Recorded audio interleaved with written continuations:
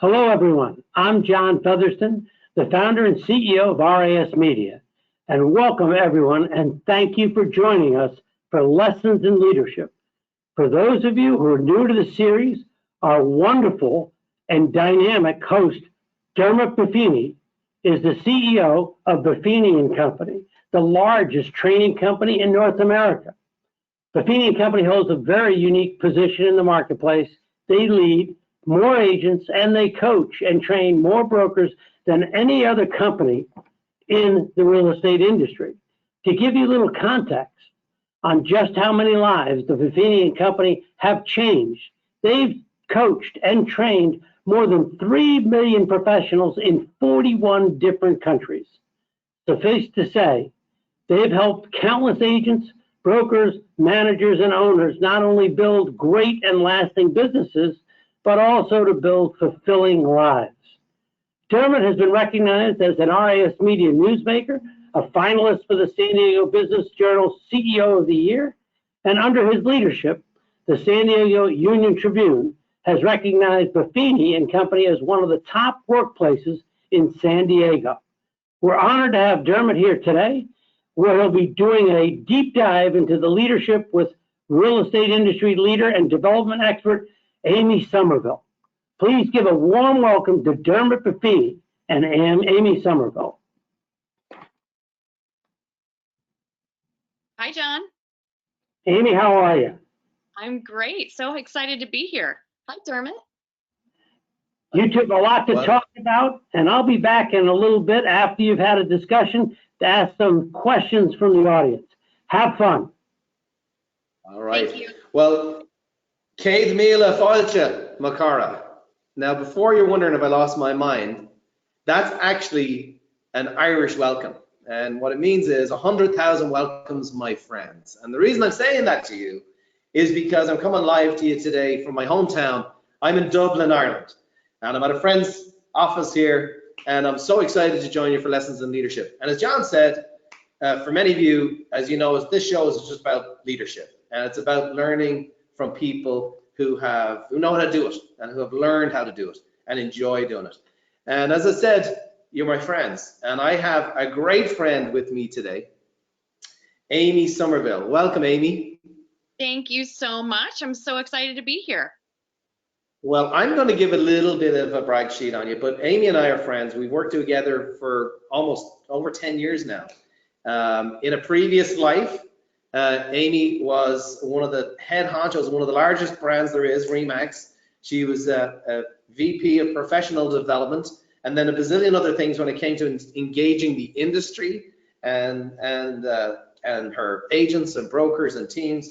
But Amy, you're also you're kind of like, you know, choice. Your DNA is in real estate. Your mom was in real estate. Your husband's in real estate. You were in real estate. So you really couldn't escape this industry. But the reason I'm excited to have you here today, Amy, is because you've learned a lot about leadership at every level of this business, from agents all the way up from the huge brands to large brokers. And I'm excited for everybody here to learn today from your experience. So welcome. Well, thank you. Thank you so much. Topic of leadership that I'm just incredibly passionate about. And of course, an industry that I absolutely love. So really excited about it. Plus, I mean, I love that you said that we're friends. We don't want anybody to be surprised by that, because we're going to have a lot of fun today, I hope. Yes, we are. Now, before I get into some questions with you, obviously you're very familiar with our audience. Amy is also the host of a show that we host every month called the 7 Figure Club, which really is it's a meeting of the best teams and team leaders on the planet.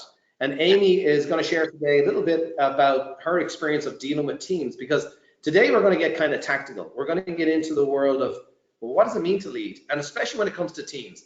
I also know, Amy, we have a load of questions. Okay. So what we're going to do is, you and I are going to have a bit of a chat here, and then we're going to kick it back to John, and then we're going to answer as many questions as we can, because that's part of what this is about. It's answering questions and it's real time. So before I dive into teams though, because I don't want to overlook you as a leader as well, in your own right.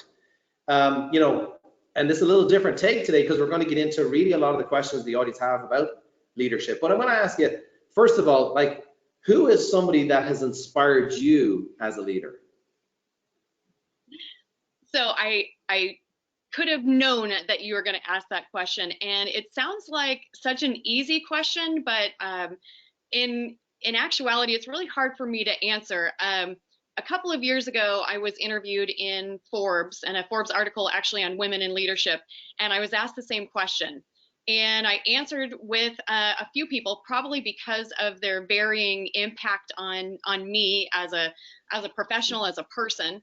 I actually mentioned Brian Buffini, somebody you may be familiar with, as someone who helped me with confidence and belief in myself. I remember a very specific moment of going actually on stage with him in front of, I don't know, 5,000 to 7,000 people, and I was really nervous.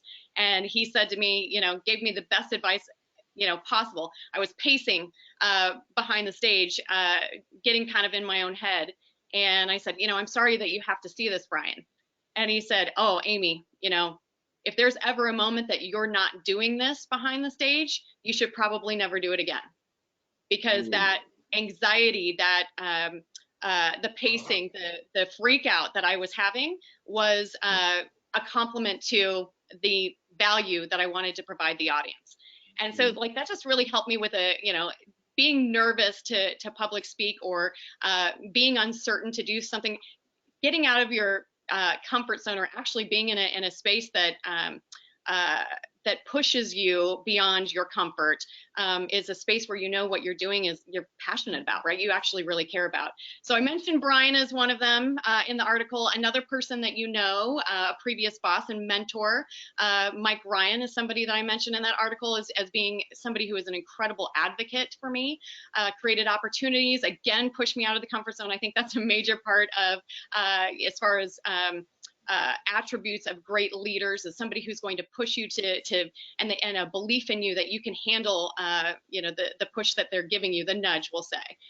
So Mike Ryan, fabulous leader. I also mentioned my stepmom, Michelle Coons, who's a strong woman leader in the banking industry in New Mexico. She gives a ton of time sitting on boards, giving back to the community. So like those were the three people, but that was an interview that I really sat down and thought about who, you know, I've learned the most from in leadership.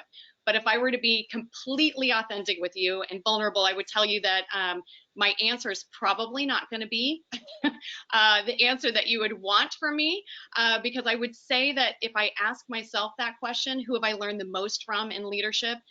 It's not just one person. It is all the people that I've had the honor and opportunity to lead. People that likely you don't know, you probably don't know their names, but they certainly know who they are. And I think several of them are listening to this interview today.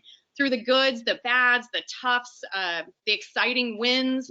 I mean, that is what has taught me so much about leadership. You know, not only from staff and people I've been able to lead, but from brokers, from other team leaders, from rockstar agents. They've all contributed hugely to my leadership style. Well, that's a fabulous answer, and a great segue into what we're going to talk about today. Just a couple of observations, and let you guys know, Amy's actually traveling all over the country now speaking. So apparently she's gotten the hang of the nerves that come with the stage, but obviously it's connected to your passion. You want to help people and you want to serve people. You know, one of the things is, and obviously, you know, this is why we're talking to you today, because you've had a wide experience and palette and perspective of the real estate industry, because not only have you talked to audiences, you talk with the audience. You've held more town hall meetings, small group meetings, you're a student of the business, and you're also very curious. But I love your answer. You know, my mother, she's 90, she turned 91 yesterday. That's why we're in Dublin. We came in to celebrate her, and she had 6 kids. And one of the things she always said, and I think it applies to what you're saying, because I definitely have experienced that myself when it comes to leadership. But my mother said, you know, you don't raise your kids raise you, because they find all the gaps. So when you're with that answer, I love that answer, because I think as a leader, if you're actually going to lead other people, you need somebody else's input, and they know, they find your buttons, they find your shortcomings. So I love that answer. But it's also a great segue into something I want to talk to you about, which is, and you have an incredible perspective on this, is the evolution of teams. in the real estate industry. And I think a lot of times, we don't even know truly how many teams there are, but I know that NAR shows that like 3 out of 4 people are a member of a team. So if you use the math, there's probably 100,000 teams out there. Right. So there's a lot of people on here who are either in a real estate office dealing with teams. There's team leaders who are on there who are trying to make a team work, or they are making it work. And then there's probably some agents on here who are thinking about, well, maybe that's the next step for me in my career. Let me ask you this. Why do, in your experience, why do people start a team? That's an interesting question, because I'm going to give you maybe answer that you are not hoping to receive, right? I don't think that there is one answer to that question. In fact, Right. I think that many team leaders, if you had a room full of team leaders right now and you asked the question, I think a lot of them would say they accidentally started a team, if that makes sense, that it wasn't part of the business plan, it just kind of happened. Most people, in my experience, start a team when they recognize, again, maybe it's not part of the formal business plan, but it's a time that they recognize that they have more leads than they can handle themselves, when the sheer demand for their services starts to show up, kind of a lower level of quality service. So meaning they're so busy that they have been forced to cut corners that they don't want to cut on quality of service, and it's not what they're used to being able to provide. So they're having to let some business go. So they're making kind of this decision of, do I handle the leads that I possibly can with highest quality and let the other business go? Do I try to manage more business than I was able to handle before, but I'm letting some of the quality go? So it is, it's a little bit of a take on capacity and quality. And I think that teams can provide a really great opportunity to form, like-minded community with professional agents. Its ability to scale processes, systems, procedures, handle more business than they could probably handle on their own, and provide a higher level of quality service than they could handle on their own. It's funny you should say that, because what I'm hearing you saying, it's kind of like circumstances that innovate us. Yep. I was talking to a lady. We just did an event in Nashville last week, and we had about 1,000 people. And I had a lady come up to me to ask me about if she needed team leader coaching, and I said, "Well, tell me about your business. Are you thinking about having a team?" And what she proceeded to describe to me is that she does have a team. She just didn't even know that she had a team. She had her sister working for her, she had her brother working for her. And I'm like, hey, well, I think team coaching is probably good for you, but you're thinking about family planning, and you've already given birth to the child and it's underway. So, it is, so circumstances is what you're saying as regards, and somebody looking to deal with the overflow of business, which is cool and all, but it's not exactly tremendously strategic from the standpoint of, what do I want? But that leads me to my next question, which is really, what are the biggest challenges you see most team leaders face today? Another great question. I guess if I were to put them in buckets, I would say, first and foremost, because most team leaders would say that they have created a team accidentally. It's the ability to go back and recognize, oh, this is a whole different business model, right? It's not just running your individual business. Now you're in the leadership business, going back and establishing a unified purpose or culture. A lot of people talk mission and vision, but that is going to be critical to making sure that the alignment of the team pulls together. So I would say that there's a challenge in that. The second would be recruiting and hiring. When and who? I think that's always the question. The larger the team doesn't, always equate to the most profitable. We'll talk about that, I think, a little bit here, and then retention and also just kind of that loyalty piece. So I guess I would say that the biggest challenges occur when, and this is a conversation we used to have as a team and staff and leadership, is when expectations differ. So first off, asking yourself, why did you start a team? If it was accidental, what was the purpose of your team? What is the purpose of your team? And actually revisiting that. So some people start teams because they think it was, what they're supposed to do next. Like it's the graduate level of real estate. And everybody Yeah. My opinion is that that's really dangerous because, as I just mentioned, they're totally and completely different business models, right? Leadership is not for everyone. And so I would say that one big challenge is asking, the people who are thinking, do I need to start a team? Did I start a team? Is this really what I want to do? Is getting really real with yourself. My husband and I have had that conversation. Like, do you really desire to lead others? Do you really have the passion to develop others? Are you really capable of going from, the me piece that you've built over time to, working more on the business and going to that we concept? I've had this conversation with many team leader or individual thinking about starting a business. Like, if you love the business of working with buyers and sellers, and the business you built for yourself, and that's your passion, maybe don't start a team. Maybe consider starting a referral partnership instead. Find a couple of agents that share your values, work out a referral arrangement if you want, but don't start a team. It's not the next level. It's not the expectation for graduation in the real estate space. It is a lot of hard work, and like I said, leadership just not for everyone. So I think that's a major piece of getting real clear about the purpose and the culture piece. I think also as the leader, you have to be crystal clear about who you are as a team and why you exist as a team. So if you've decided, yes, this is what I'm passionate about, I'm willing to kind of take a step back from my own personal business and help others achieve their goals, then get really, really crystal clear about who your customer is, what it is that you as the leader and as a team are going to provide that customer, expectations of the team members. It's going back and creating a business plan when you've accidentally become a team.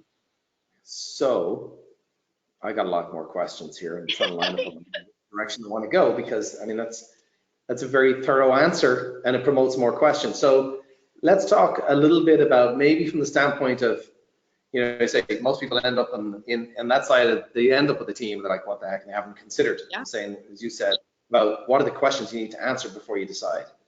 Well, how about we answer some of the challenges, maybe from the perspective of, you've also seen the other side of it, which is very successful teams. Yes. People who do a great job. People who are doing, doing a great job. And maybe what we can do is speak to what are the attributes and the things that the best teams do in a way that it will help people maybe either, give them, encourage them that they're doing the right things. But as I said, maybe there's people on here who are considering a team or have a team who are in the middle of kind of those mistakes and how they can pivot towards here. So maybe, especially when it comes to hiring people and developing people. But what are the attributes of the best team leaders and some examples of how they handle some of those challenges? I know that's probably a long question, but does that make sense? It does. I am visualizing specific team leaders in my mind with that question. So first and foremost, I think if you called up some of the most successful team leaders, in the world, and ask them what their mission, vision, values, beliefs, expectations, customer, and value offering are, they could tell you without blinking. Crystal clear on the business model that they have put together. And the reason that's so important is because you use it for everything. If you are so passionate about who you are, what you provide, it is what you share with everybody, with agents on the recruiting side. It is something that you protect on the retention side. I think that is probably first and foremost the most important thing, and the one attribute that most successful team leaders would, I would say that they have, and they would be able to just roll off the tongue, is what their clear mission and vision are, their purpose, their culture of the team, who their customer is, and what they provide in value. Second to that, I would say they are people, again, who become real clear that it is not a me game. I haven't established a team that is there to support my goals. right? That's not I'll say most entrepreneurs, most go-getter rock star individuals are not chomping at the bit to help somebody else achieve their goals, right? They have their own personal aspirations, their own personal goals. So top team leaders are not focused on delegation as much as they are on empowerment, right? They create the initial systems, but they empower the team members to bring the innovation to the table. They push them, they support them, and help them achieve their goals. Another, I mean, I think just in general, these are people, you could see them from a mile away. They have fun together as a culture. They acknowledge, celebrate together. They hold each other accountable, but with love, right? Not with threats, but it's almost family-like, but there is, that level of accountability. This is a professional business model as well. And I would say that when I think of the most successful team leaders, they are learning-based, they are committed to growth, personal growth, development, and they attract like-minded people. So they build a culture and a team of team members who feel the same way, agents who are dedicated to learning, agents who are dedicated to growth and development. And I think that is the key to success. I believe that. And then another that I can think of that I've heard a particular team leader say over and over, and I wholeheartedly agree. You got to trust the team to succeed, and you got to trust the team to fail. Right. And that's where all the learning opportunities come from. You and I have had this conversation about raising children. If we only trust them to succeed and we don't learn from the lessons and the failure and develop from the failures, then we're not growing, we're not moving forward. And I don't know. Here's the big one. I think that vulnerability, authenticity, these are buzzwords that a lot of people throw around, but I think it is incredibly important when it comes to successful team leaders, and demonstrating this as a culture so that the team members come together and kind of put that same character out. Is let's stay in curiosity, but let's be completely vulnerable, almost painfully vulnerable. Don't pretend as a team leader that you've got a crystal ball and you can see the future and you can, tell where the team's going to go. It's okay to say, I don't know, to ask questions, to sit down and innovate together, or to, ask somebody else to come to the table with challenges and successes. As you know, I wholeheartedly believe in the power of masterminding, and that goes for people who are across brand, within a team, within an organization. Just being able to say, I don't really know the answer to that question, or I can't predict what that's going to look like. Let's put together scenarios for both sides. Let's talk it out. Let's brainstorm. Let's ideate. I don't know. There's probably. Well, you're on a roll. It's fantastic stuff. I will tell you this. Okay, so I'm going to give you a little bit back what I heard.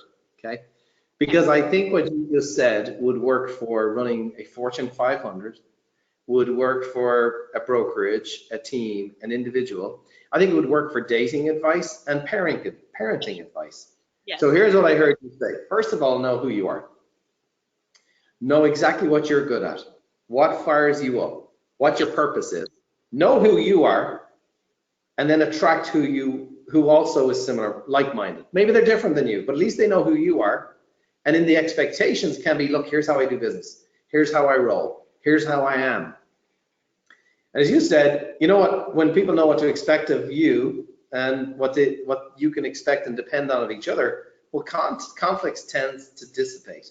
And you can also hire to that. You also know what the deal breakers are as regards, I don't value that. That's not what I'm about. Like, we're going to have a problem here. So you can hire to it, which you said was challenge number 2. Is like, how do I bring them along? How do I train them? One of the things I see is a lot of times people are hiring people who just don't fit. You're just not a match. Right. It doesn't work because there's not shared values. And then what I also heard you say is, and the next 2 are really important, is you got to like the people who share the same juice. Share the same goals. Get part of. You're going to have fun. But last but not least, my mother, who I'm spending time with, she says, you know, the 3 hardest words to say in the English language are, I'm sorry, no, and I don't know. Yes. And I think that comes back to, there's nothing worse than a leader who's a know-it-all, who knows it all for themselves and knows it all for you. You can't reach them. Right. You know, I think this is the greatest office to ever be created. What do you think? Well, what's the answer to that? But I love what you said, because I think those words are out there, buzzwords, vulnerability, just like you said, authenticity. But I really love that, because at the end of the day, if as a leader, I need help. And if I don't know that I need help, then nobody can help me. And not only that, but your team don't have permission to say, well, I don't know either. And everybody's trapped in the bubble of, I know. So I think that's what I heard from what you said. I think it's powerful. I think it's fantastic. It's fantastic stuff. And so let's talk a little bit about, because I know we're just riffing here in regards diving in and out of stuff. But you know, people will say, okay, that's kind of like the process of going through the questions to make to decide whether I'm going to have a team, or reconfiguring it towards evaluating culture and vision and shared values. But a lot of people ask, when is the best time to start a team? When? Yeah, I think that's a personal question for everyone. If you've gone through the assessment, right? If you had the benefit of sitting and planning it, and it doesn't just happen to you, asking yourself, you know, the tough questions. Do I have what it takes? Am I really even interested in leadership and development? Do I have the patience to do that? Am I really so focused on my own business, or is there, you know, other people that I can help reach their aspirations, and that's what's going to fill my cup? If you really feel like that's where you're at, then the next, you know, then you move to kind of the next benchmark, which is, do you have enough business? Do you have enough leads? Do you have enough business to support a team? Is it, you know, is it good quality business? The referral business. Are you bringing, you know, potentially bringing on team members that are coming with their own business? But you know, having enough business, having enough leads, being able to generate enough future business to support a team, because I almost go back to this, likening it to being a parent, right? Are you capable of, and do you have the resources to support what the outcome is that you want, right? And if the outcome is, I'm now in the development business, as a team leader, I want to grow individual agents so that they can reach their wildest aspirations. What does that look like, right? And that's defining for team members what that is, and backing that out into your business model. Do you then have a business model that can support and maintain? Maintain is a major part of it, because as we know, the market ebbs and flows. Can it support and then maintain long-term an entire team of people? So what I heard there was, are you ready from the standpoint of enough business to share, enough time to develop people? And you know, as you're talking about that, it's like, and you know this, and this is just part of what we do when we coach people. We actually have a process and an assessment that we do with the team members. It's called Real Strengths. Because what we're trying to do is give the team leaders the kind of cheat sheet to each team member to say, here's, you know, Amy's different than Dermot. Now, they're similar in their values and, you know, their energy and their passion to help people and do well, but they're different. And Amy's language and her gifts and her abilities are different than Dermot. And the same way as you talk about parenting, what made me think about that is, you know, I was one of 6. I think our parents did a pretty good job of not treating us as just a big group. They knew us individually. Yes. And so I think you're bringing up a big point there, where people like, I know what my strengths are, and I know what your strengths are. And it's like, and then it's, as you said, because it's a cheat sheet to say, if I try and develop Amy in a way that she's not designed to do, she's no chance of succeeding, do you? So anyway, great stuff, great stuff. You and I could probably blather on for a lot longer. But here's my call with you. That's at 30 minutes. That's pretty good. I know. My gosh, I mean, we may have to do a series on this, Amy, to be honest with you. But anyway, we can talk about that. Listen, how about this? How about, I know we have a bunch of questions, and I know some of the questions we're receiving are about what we've talked about, and we have other things. So maybe what we can do, and because this is also a really fun part of Lessons in Leadership for me, and I think you're going to enjoy it, is that we're going to have John come in. I know he's got it blown up with a bunch of questions. So I don't know if John, if you're ready to come back on, but I think this would be a good time, and we'll keep things moving, and maybe we'll go for about 15, 20 minutes, and we'll try and answer as many questions as we can. Sound good?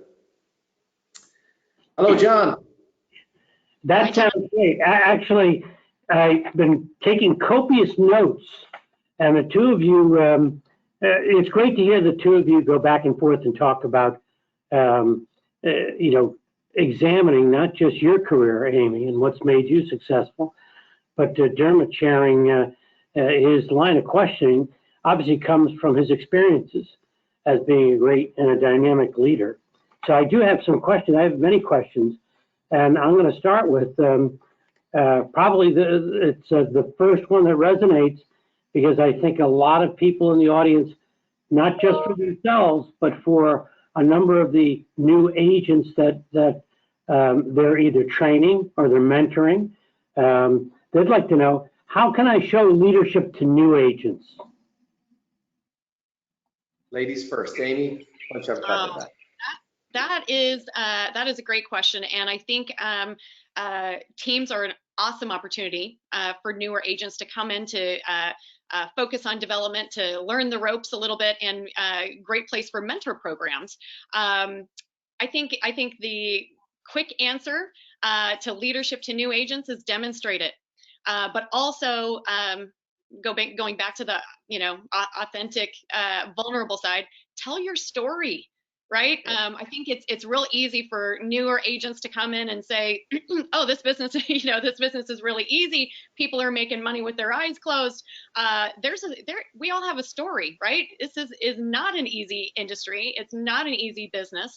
And sharing what you've been through, your story, how you developed it, challenges, successes, all of those kinds of things help bring new agents along. I truly, truly believe in, you probably figured this out, I truly believe in leadership through storytell, because I think people can actually experience story, even if they're new to the industry, new to the business.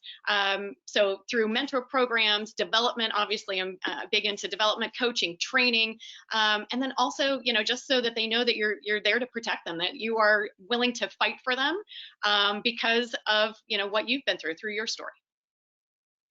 Dermot, let me hear your insight as you give your insight, and then I have a follow-up question for both of you.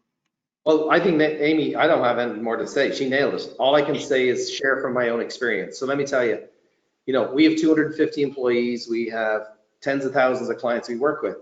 Every month when we have new hires, I meet with them for 45 minutes. And they can't believe that the CEO comes in to meet with them. And the reason I meet with them is because these guys are our future. These guys are the people we need. You need new. And just like Amy said, and Amy, look, I think hopefully people will know, we're not rehearsing any answers. This is like I'm like, I don't know, let's just go with that one. At the end of the day, this is what I do. I start with the Buffini & Company story and I give them context. I tell them who we are. I tell them about our mission. I tell them why it's important. And then I call them to the values that we have. And I tell them, we serve people through people. So my job and my name is on the building, but guess what? Our experience is going to be shared by how well you do in serving that person. So the same way with a new person, they're excited. They want something to be held accountable to. They want to know your story. Amy's right. They want to know the good, the bad, and the ugly. And you call them to that standard and you say to them, when we work with a client, this is how we do it. This is why we've done it. And this is why we've been successful. And inside of that, you're able to paint a picture for them to say, and if this place is for you and this work is for you, guess what's going to happen for you? You're going to be successful here, and you're going to help us grow to the future. So I think you nailed it, and I'm just putting that into the box of Buffini & Company because I know that's true. Awesome. We're getting several of the same types of questions, and they run in the following vein. basically coming from brokerage, broker owners or fairly large team leaders. How can my sales leaders be more effectively educated and bring their agents into coaching with them? And what ways would you suggest to promote and instill confidence in coaching as a leadership tool? You want me to go? Okay. Yes, please. Ladies first, unless you want me to. I'll always give you, you're the guest, you know, you go ahead. If you want me to go, I'll go. I'm ready. Okay, I'll go. I bet we believe the same thing here, though. I think, again, if you are really clear on the culture that you are building in your team, and coaching and training and professional development is a major part and is built into that culture, it shouldn't be a struggle, right? If it is a core belief and an expectation, and that is what attracted people to you as a team leader, then that should all be, one expectation. But another, the other answer is share your stories, right? When they see, if you're walking the walk, not just, oh, everybody should do coaching. If you are a team leader who is learning based, who is dedicated to coaching and training, and you are seeing the benefits of it, share that story. Don't hold that information to yourself, right? You should be broadcasting that everywhere so that people not only hear your words, but see how it is demonstrated and how it's having an impact on your life. But again, if that is not part of your culture, I think people are going to be, really struggle with that. If that's not a core belief system to continue to learn, to continue to get coaching and training, I think that's probably where there might be a struggle. So it might just be going back and resetting that expectation. Hey, this is, as a team, we're dedicated to coaching and training and taking our business to the next level. Absolutely. Great answer. And I'll just add one little thing to that, which is, you said it, it's a culture. Now, if you really want to take it up a notch, because you're like, this is how we do things here. This is what we believe in here. Here's our formula of success. Communicate what the benefits of coaching are, the benefits of showing up are, the benefits of working in your philosophy are. Now, I just happen to be the CEO of the largest coaching and training company, not just in real estate, but in anywhere in the world. Nobody's doing it at the scale we are. I think it would be a bit hypocritical if I wasn't in coaching. Right. I have 5 or 6 coaches. I am in coaching. I am open to coaching. I don't know everything. I know the Buffini bubble. I get perspective from people in different industries. I have mentors. We coach more brokers, more team leaders, more agents. We coach the coaches to coach. But if you don't have one, you won't know what it's like. It's scary. Sometimes it's worrying. Sometimes it's like not a fit. But when you're going through it yourself as a customer, you get your eyes open to like, oh, this is how it feels for our customers, and I benefit from it. And when I look at somebody, I can say, yeah, I do too, because I need it. So, I would just say that's a culture, but taking it up a notch is every CEO. I coach and train. I work with more CEOs directly. I coach CEOs. I coach CEOs in other industries. But I am in coaching. I might have 6 coaches. I need a lot of help, but that's a whole other conversation. I will add to that. I'm sorry, go ahead, Amy. I was going to say, I'll add to that I think that is one of the major differentiators, at least that I have heard of, as a coaching organization, that Buffini and Company coaches all have coaches. I think that is phenomenal, right? Like how can you sell something that you're not willing to buy? It's true. That's exactly right. We do. Yeah. So going from there, and now you're getting into the nitty gritty that a lot of the viewers want to know. In various questions, they ask, what are the methods? What are the best methods for accountability? The word accountability comes through over and over. The 2 of you have been successful in your careers because accountability is almost your middle name. Okay, talk about methods of accountability for people running their own teams or small brokerage firms. So I will liken this one to parenting. I've used this one a lot. It's going back and looking at individuals. And again, if you say that your job is to develop individuals and you really take that job seriously, you ask them what they want. right? So people don't, I would say in general, if you hold me accountable to something that is not going to help me in the end, is not something that I'm passionate about achieving, there's no passion connection, if that makes sense. So asking them what they want to achieve is the first major piece of accountability, why it's important to them, what happens if they don't achieve it, like getting real, like looking in the mirror and saying, hey, yeah, this is what I want to achieve, this is what I want to accomplish, this is why it's important to me. Oh, what if I don't get there? Well, then I'm going to lose out on these things. Great, I'm your accountability partner because I care about you and I take my job seriously of helping you achieve your goals. Then I'm going to hold you accountable to those things. So I think it really comes down to making the team members a major part of the accountability process.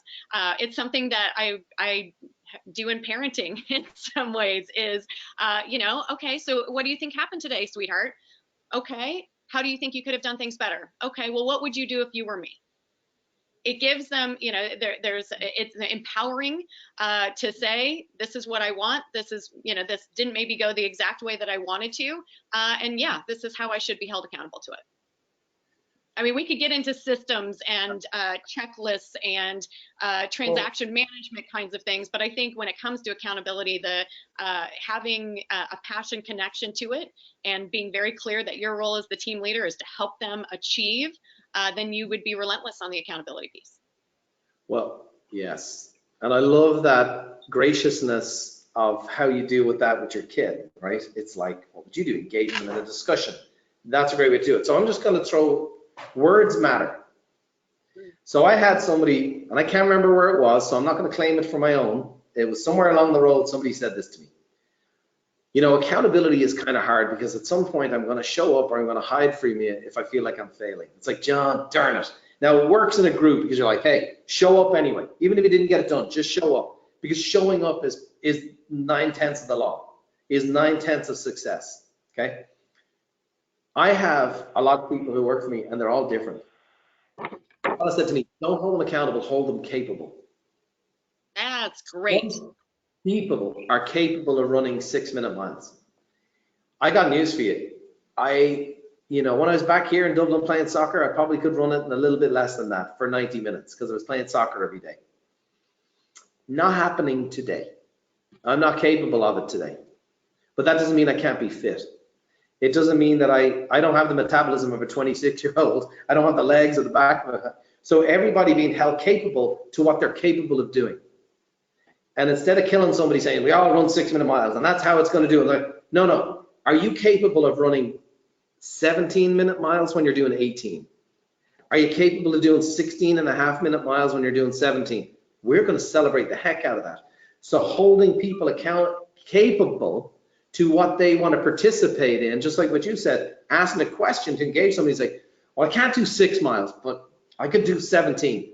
Hey, we're going to hold you capable to what you believe right now. And then we're going to blow your mind away because we're going to do that long enough and over time enough where you're going to go from here to here. But if they think they have to go from 18-minute miles down to 8-minute miles, they will not put their shoes on. They will not get out and do the workouts. But if they move it this much, you'll teach people to win because you'll hold them capable to what they're capable of doing currently. And it works just as well. So that's my 2 cents worth of that. That's really, I love that. I think and I like the change in language. I love that language matters to you as much as it does to me.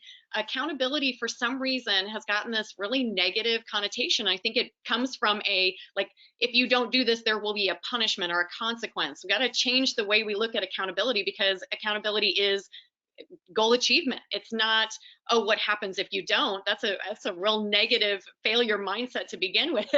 Accountability is so that we can celebrate on the other side of it. So capable, love that. That's great. Did you do your best? I mean, that's what we're saying. Did you do your best? Say to my kids all the time, hey, I know you're sad, but did you do your best? No, I didn't. Okay, then.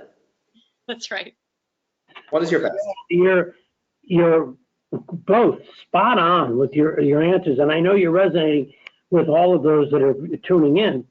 One of the other themes that seems to be coming across is our viewers want to know, what are you seeing as ways to get agents back returning to the office and the camaraderie of the teams and the offices that have been created pre-COVID? And what are you seeing as far as success in getting these people re-engaged and working together in office, as well as in this new high-tech remote business that we have seen grow up in the last 18 months? So Dermot, I'll throw that one to you because Sure. I know that this is your world. Yeah, well, you know, we have people in all 20 states right now working. So, which changes your culture, you know, and you have to be careful you don't become a company of strangers. And the way you don't become a company of strangers is you go to them. The fact of the matter is things have changed. The fact of the matter is people are just getting back to used to being around each other again. And it's, everybody has their own different experience in that. I think it's a combination. There's some people who are like ready to get back together, and there's some people who don't want to get back together, and there's some people who are not sure whether they should get back together or not. So we do stuff in our culture, and Amy's mentioned this a couple of times, like if you can't make the party, we're bringing the party to you. If you can bring it to them by saying, hey guys, we're getting together, we're going to do some Q&A on the business, we're going to share some best practices, we're going to pick a best topic. You're able to, through Zoom right now, bring people together. So I think, you know, you've got to be flexible in how you do it. It's, as Amy said earlier, when you're really clear on your culture and what it is you mean to do, well, then you've got to have a mix of both. You know, we did our first, we've done 3 events in the last 18 months, and nobody brought more realtors together than us. Our first one we did virtually, we did it in March, it was masterclass, okay? The second one we did in Peak Experience, and we had 3,700 people on that virtually, who stayed for 5 hours, and we put them in groups afterwards, and they met. And John, you know this, you guys have blown up, right? You guys did a great job on this. So in May, we've got 800 or 1,000 of our people together in Arizona, and we said, look guys, everybody's got a different opinion on this. It really doesn't matter what our opinions are. The goal of us is to keep you safe and help you be excited about being there and make sure that you're okay. We did 1,000 COVID tests, and that was the condition. And people are like, I don't do no COVID test, and I'm not doing a COVID test. I'm like, well, if you want to be here, you got to do one. I don't want to do one either, but I'm going to do one. And 1,000 people had something stuck up their nose, and they were all negative. Brian says most negative audience I ever spoke to, but that's a boom, boom. But now we were in Nashville last week, and we had 1,000 people come, and apparently we got some crap on Facebook about putting 1,000 people in a room. Now people said to me, hey, thanks for doing it, but you got some crap. And I said, I don't, no idea, because I didn't see it, because I know our criteria, I know our culture.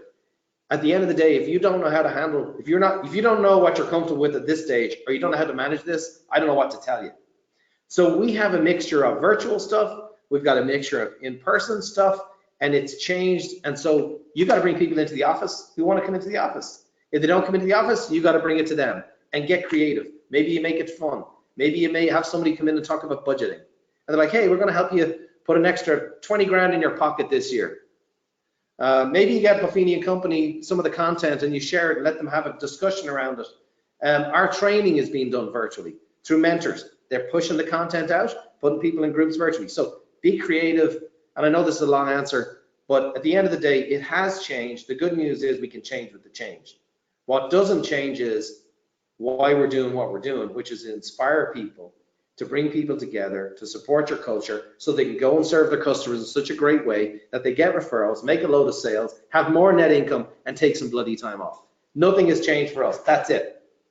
So a long answer, but you just gotta be spot on in my opinion, and it leads to another question that's come up, and I know you two are experts in not just business development and training and bringing people to the maximum of what they're capable of, but you are analysts of our industry, and this question has come up several times. It seems to many on the call that the certain segments and models in our industry have become all about bodies and recruiting with very little oversight. Where do you see this as far as the future of our industry is concerned? You know, I guess I have a strong opinion on that. I am much more of a quality versus quantity perspective. That again, more is not better. In fact, in most cases, I think that it can be a detriment. I would encourage people, you know, again, look at your business models. If we take that question and we say, let's focus on teams, for example, having the largest team in the United States is fabulous if you've got the business, if you've got the quality, if you're providing a great experience, if you are forwarding the, you know, promoting the real estate professionalism. If you are growing just for the sake of growing because you think bigger means better, or you know, means success, I would strongly caution that. Looking at, you know, where the quality meets the road. Are you putting forth the right message to the industry? Are you putting forth the right customer engagement, the right customer experience? If you're able to do that, then you're probably where you need to be. And profitability, also just making sure that those models are there to support that. Mm-hmm. Yeah, I mean, look, real estate's always been a churn and burn industry. Okay, I'll give you an analogy here in a second, but on one level, it would be, for a lot of people in here, kind of corporate suicide to go into an office and say, I'm not hiring another body to my office. Right. Because it wouldn't be popular. We've gotten into a culture, just next. I get that, okay? Somebody's looking for recruits. Real estate companies, a lot of them run their business by how many agents they have rather than how many sales those agents have made. The ones who are going to win in the future are the ones who have the best trained. Let's just say, for the parenting analogy, and John, you've done a great job with your family. You've even adopted some children, taking them into your home. I don't want to share too personally, but maybe it's something people don't know about what a great man you are and what a great heart you have. Well, let's say you adopt 4 or 5 children, and it's not easy. It's not easy adopting children. Not easy raising your own children. And you're trying to work with the kids you have, and things aren't going well. Those kids aren't fully up and running, and they're not firing on all cylinders. And you go, we're gonna adopt 11 more. Well, how do the 5 feel? So in my mind, if I had my way, start with the people who are winning and who have the potential to win, and pour yourself into them, and make the people you have win or get them out of the business. And then the 20% of your day is always looking for someone great to come into this business. And if you get them in the right structure, based on their strengths, how they're designed to sell, serve, communicate, and win, and you have the environment to do that, you'll have an unstoppable force who will be like, I'm excited about this because I'm excited about this. I'm excited about a new agent coming in here because I think they're going to contribute, because they're going to be like-minded, as Amy said, to our culture. So I would say it's never changed, and it's not going to change.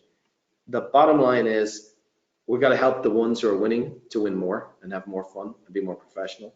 And we got to move the next level up, and we got to move the group out, and then we got to replace them and keep adding them. And so, and Amy knows this, and I know this from coaching people. The people who have that mindset, they have an army of well-trained, professional, awesome agents who are kicking butt and taking names and have great businesses. And because of that, those managers and brokers have fun. So quantity, get them in the game, get them going, train them, support them, help them, and play the long game. You're going to win. But it's never going to. The industry is never going to change, because that is the churn. There is just a natural churn. And I think you're absolutely spot on that as well, Dermot, because there are so many different models. There always will be evolution of new models. However, in most cases, you need to recruit in order to fuel these models. And in just a few weeks, you'll be in San Diego with us at the annual Power Broker / Newsmaker reception and dinner, where together we honor hundreds of the best brokerage leaders in this country. And if we ever said they should stop recruiting, we would be thrown from the stage, okay? Because recruiting is a lifeblood of Yeah. all. And you know what, which leads to, I think, a great question, because you help many of those companies I just mentioned. The question that came up, and one of the last questions we can field, is leadership versus management. Which one is most or more important? I'll have a crack at this, Amy, and if you want to, you need both. There's people who are great managers who are very efficient in doing the wrong things. Leadership is about making sure you're doing the right things, and management is about doing the right things in the right way, in the right order. And you need both. A lot of times we're very efficient in things that no longer work. And it's not effective, and you're not going to hit your goals. And that's not where the customer is. And that's not where the market is. So you need the combination. I personally think leadership is about achieving outcomes for your organization, or for your family, or for yourself. And they're the no matter what's, they're non-negotiable. Management is about managing your time and your finances and your disciplines and who you surround yourself with on a daily basis, that says that no matter where that moves, we're going to manage towards it. And so I personally think you know both. I think you've got to be a great manager, a good manager before you become a great leader. And I think you can be an okay manager and a great leader. I think you can be a great manager and not a great leader. And I'm a decent manager. I can manage stuff. I'm not saying I'm a great leader, but I'm a better leader than I am a manager, because I try and focus on, most of that doesn't matter. What really matters? So be effective is leadership, and being efficient is management. So I think you need both. Amy? I agree, and I think one does lead. You definitely need the management before the leadership. I think that's the first step. When I think of management, I think of task. So it's task, it's delegation. When I think of leadership, I think of empowerment, I think of innovation, right? So you absolutely have to have the tasks, you have to have the systems, you have to have the processes and tools, and that needs to be set and managed properly before you can empower the team to be innovative, to come to the table with things that you probably never thought of, improving on processes and systems that exist in the management space that are beyond your comprehension. So I agree, need both. My favorite part is the leadership part. Okay, so we're in the last couple of minutes here, okay? And I have about 20 more questions I'd love to ask, but I can't. So I'll have to ask those personally of you when I see you at some event that we'll both, or all three of us will be at. You mentioned, and quite a bit, flexibility basically, and being able to adapt, innovate, accept some changes, okay? Not be inflexible. With that, my final question for you is, how do you build loyalty amongst a team and team members? How do you also get across the fact that you are a leader, you can manage, you're willing to adapt, you're innovative, you're flexible, and with being flexible, you understand that not everyone is the same. So how do you build loyalty amongst a team? So yeah, I think one of the challenges I think I certainly did on a team, I think other team leaders have experienced many times over, and it's a painful lesson, is bringing somebody into the team. Maybe they're a newer agent, maybe they are established agent, but you give them all of yourself, all the development, all the training, all the community and culture. And they tell you, this has been fabulous, but I think I'm going to go out as an individual agent or start my own team. And there's a little heartbreak in that, a little pain felt in that. You got to lick your wounds a little bit there and recognize maybe where the misses were. I think being very specifically focused on individual needs individual goals, individual aspirations, and constant touch base with that, right? People change what they want to achieve. They change where they think they're going to be 3 to 5 years from now. If you're always keeping a pulse on that, and then, like I said before, the crystal ball problem, right? Don't assume that you know everything. Don't assume that you know where they're going to be or that everything's okay. Constant communication, constant feedback loop. How's this working for you? Was this training beneficial for you? Is there anything that that you want to change in how the team dynamics work? Is there something you're interested in learning more about or would like to be developed in? Again, if your focus as a team leader is to help others achieve their goals, then it is a very individual process, and I think you end up building advocates, and that equals loyalty. It's great. That's a great answer. And I think, just to add on that, it's like, I think what Amy said there was, I think when you come from an abundance mentality, if people leave Buffini and Company, I just want the best for them. And when they leave, before they leave, we make sure we invest everything we have in them to help them succeed in their job. What I've told them is, if we're not your best option, you should find your best option. If we're not a best option for your career, your finances, your family, you need to go find your best option. And that's okay. All I ask is this, that while you're here, you blaze a trail. You leave things better than you found it. Because I'm going to pour into you, but this is reciprocation. And if you leave here, 2 things are going to happen. We're going to go, man, John Featherston was here for 2 years, look what he did. Amy Somerville was here for 2 years, look at what she did with this place. And when you show up for the next interview, when you walk in there, they're going to go, where the heck did you come from? And say, they came from Buffini Company. Holy cow, they must be a good operation, because that'll be a fruit of our effort. I think also, Amy, so that's an abundance thing. The second thing is there's just some people who are not capable of loyalty. Okay? Because as Amy said, they're little Mimi monsters, and that's okay. But you got to have a quick hook for that. Here's a little phrase for you, because I'm in the home of phrases. I'm with my mother at home. My God, she's a phrase every second of the day. She used to say, don't cross oceans for people who won't jump puddles for you. Don't cross oceans for people who won't jump puddles for you. They'll kill you. We've all had them. We've all seen them. If it's a puddle jumper, well, then jump puddles. If it's an ocean crosser, but pay attention to them. You've met these people before. But loyalty can't be demanded. I think it has to be developed and has to be demonstrated. And it's a gift you give to people. But I think from an abundance standpoint, don't be brokenhearted. If they get the best option and somebody turns around and say, John Featherston made my career. Amy Somerville, you know what? It was a great day when I met them. Bless them.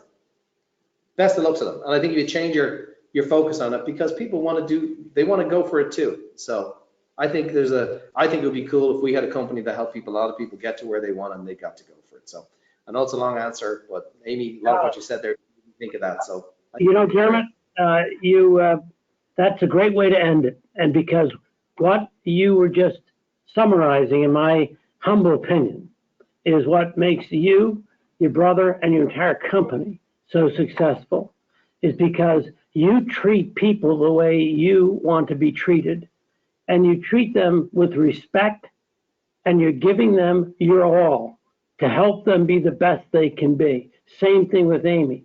To Amy and to Dermot, I can't tell you how this has been, I think, fantastic for our viewers. I've enjoyed it. I enjoy this unbelievable series that we do, Lessons in Leadership with Dermot, and I look forward to seeing both of you soon and answering any other questions that our audience has, because you two personify where this industry is going. And I'll leave you with this. Just a few years ago, having Amy in Nevada, myself in Connecticut, and Dermot in Ireland, having this conversation for all that tuned in was impossible. But because of what took place in this world, this pandemic, and the advent of the use of technologies, we've made this possible. And I can only imagine where we'll be a year from now, 2 years from now, 3 years from now. Keep it up. Thank you for all that you do for the industry and for all of the real estate professionals you help. Thank you, Amy. Thank you, Dermot. Thank you all for tuning in. Thank you, Amy. You're a rock star. Thanks, John. God bless you guys. We'll see you next month.